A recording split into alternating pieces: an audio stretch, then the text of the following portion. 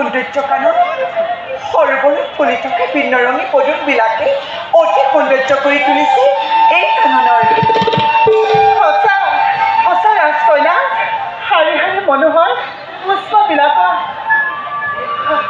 সুগন্ধিতি মলয়া কেনেদৰে গুণগুণ গানে ভ্ৰমণবিলাকে নাচিব ধৰিছে।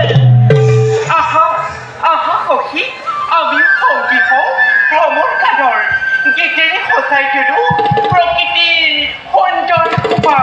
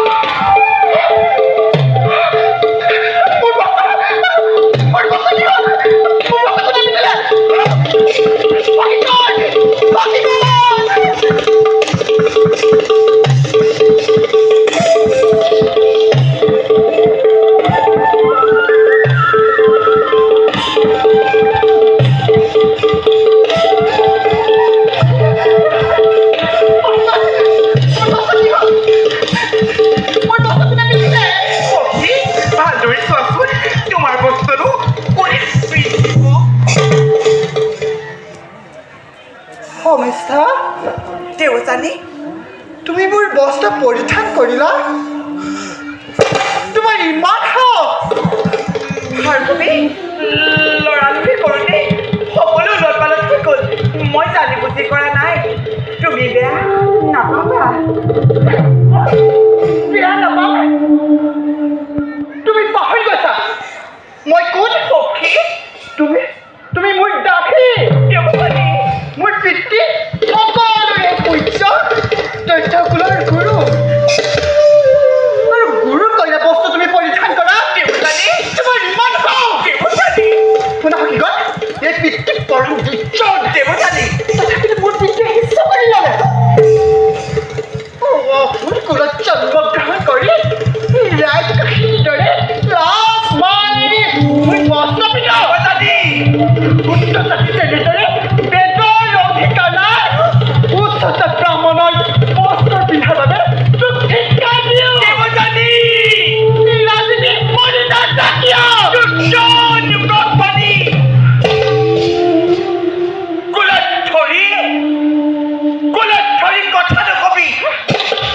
উচ্চ বৰ্ণৰ এই ব্যৱহাৰ মোৰ পিতৃক তিৰস্কাৰ কৰ মই জানো ভালদৰে তহঁতি কেনেদৰে জীৱন ধাৰণ কৰ ফাঁকি ফুকা কৰি আনক ঠগি খাওঁতেই তহঁতৰ জীৱন গ'ল যিদিনা স্বাৰ্থবিধি একো নাথাকে সেইদিনা লঘোণে থকাৰ ভয়ত পিতৃৰ ওচৰত দুহাত নাপাতিলেই নহয় আমাৰ দ্ৰব্য নহ'লে লঘোণে মৰিবি এতিয়া মোক বৰ বাক্য শুনাও বাবৰি এই যে বস্ত্ৰ পৰিধান কৰিছ ক'ত পাইছ নীলাজিনী পাহৰিলি পিতৃ আমাৰ গৃহৰ পৰা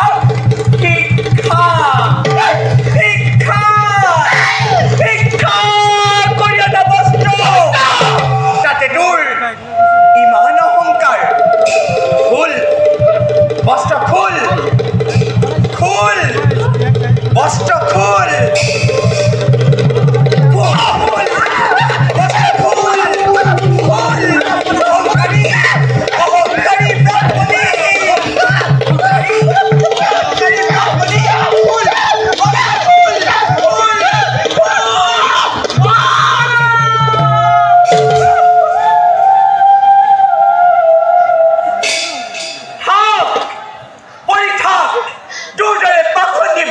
সংগ আমাৰ নাই প্ৰয়োজন বলা